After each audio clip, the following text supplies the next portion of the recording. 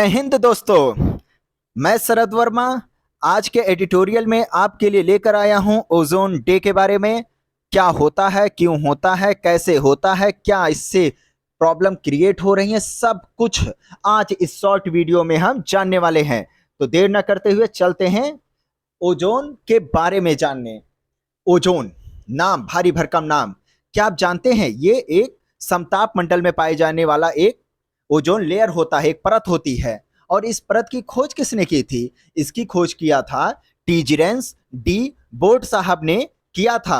और ये हमारे पृथ्वी से, हमारी सतह से 50 किलोमीटर की ऊंचाई पर पाया जाता है। ओके यस सर, मेरा एक क्वेश्चन है। सर, ये ओजोन डे मनाया क्यों जाता है? और इससे जो सुना जा रहा है आजकल इससे हानियां हो रही हैं, तो मतलब इससे क्या हानियां पहुंच रही हैं, हमें कैसे नुकसान हो सकता है? प्लीज हमें इसके बारे में बताइए। बिल्कुल सही क्वेश्चन है। ओजोन डे, ओजोन डे क्या हुआ कि ओजोन लेयर में जो है छेद होना शुरू हो गए, ओजोन छिद्र बनना शुरू हो गए।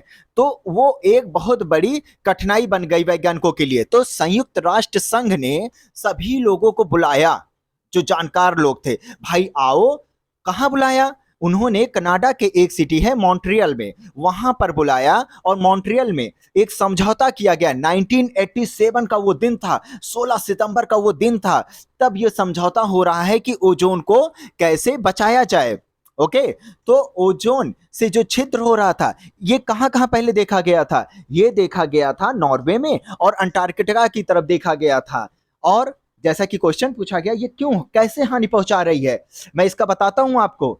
जो आप रेफ्रिजरेटर इस्तेमाल कर रहे हैं, एयर कंडीशन इस्तेमाल कर रहे हैं, साथ ही साथ जो भी आप स्प्रे की चीजें इस्तेमाल कर रहे हैं, घरेलू कार्यों में जो भी चीजें इस्तेमाल हो रही हैं, या जेट वायुयान से निकलने वाला जो नाइट्रस ऑक्साइड है, ये सब चीजें CFC निकलती हैं इन सब चीजों से। और यही क्लोरोफ्लोरोकार्बन ऊपर जाता है, वायुमंडल में जाता है, और ये फिर हवाओं के जरिए पहुंच जाता है टिप पर, हमारे ध्रुवीय क्षेत्रों की तरफ पहुंच जाता है। और वहां पर डायरेक्ट ये ओजोन लेयर के साथ ये रिएक्शन करना शुरू कर देते हैं, जिसमें क्लोरीन और ओजोन के अणु, ऑक्सीजन के जो छोटे छोटे अणु हैं उसमें टूट जाते हैं। O3 पूरी तरीके से नष्ट भ्रष्ट हो जाता है, उसमें टूट जाता है। और यही टूटना ही हो जाता है कि ओजोन छिद्र हो गया है।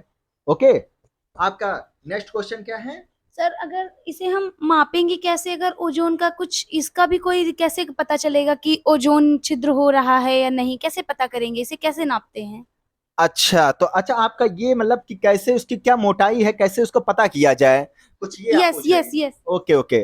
तो एक डॉप्सन होता है, उसके जरिए, डॉप्सन, उसके जरिए वायुमंडल में ओजोन की परत की जो है मोटाई जानी जाती है।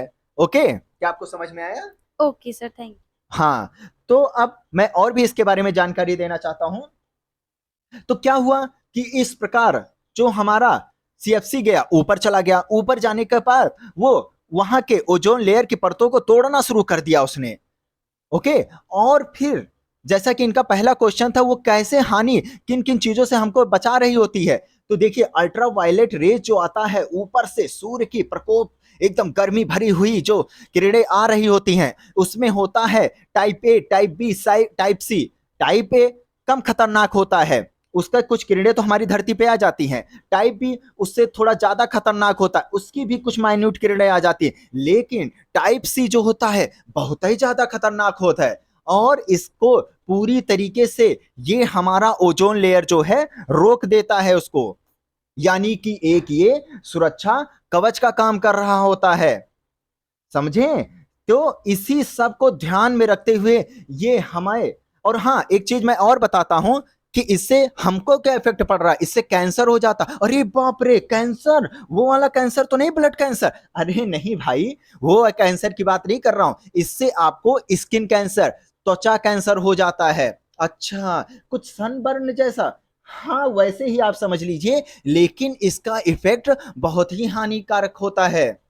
ओहो, अब समझ में आया सर जी आपने क्या बताया था इसके बारे में। बिल्कुल। तो इन सब चीजों से, अल्ट्रावायलेट के खतरनाक रेस से रक्षा करता हुआ अपने तैनाती में लगा हुआ ओजोन परत आज किस तरह कठिनाइयों को झेल रहा है, उसके बारे में जानने के लिए ओजोन अब आ गया 2022 ओजोन दिवस मनाया जा रहा है, जिसका थीम रखा गया था पृथ्वी पर जीवन की रक्षा करने वाला वैश्विक सहयोग। ये इस बार का थीम था। अच्छा, इसको अंग्रेजिया में क्या बोलेंगे सर? इसको बोला जाता है global cooperation protecting life on earth के नाम से इसको जाना जाता है। ओके, तो ये था पूरी जानकारी ओजोन दिवस के बारे में। ओके, तो इसी के साथ मैं शरद वर्मा आपसे विदा लेता हूं।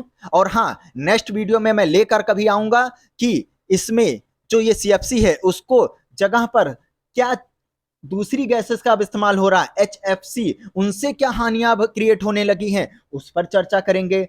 जो सनबर्न से बचने के लिए जो हमारे जो लोग जो इस्तेमाल करते हैं कि जो हमारे क्रीम इस्तेमाल किए जाते हैं जो सूरज से रक्षा कर रहे होते हैं, उनसे क्या क्या सनस्क्रीन जो हमारे क्रीम होते हैं वो समुद्र को किस प्रकार इफेक्ट डाल रहे हैं, उस पर भी हम चर्चा करेंगे। तो आज के लिए बस इतना ही। जय हिंद, जय भारत।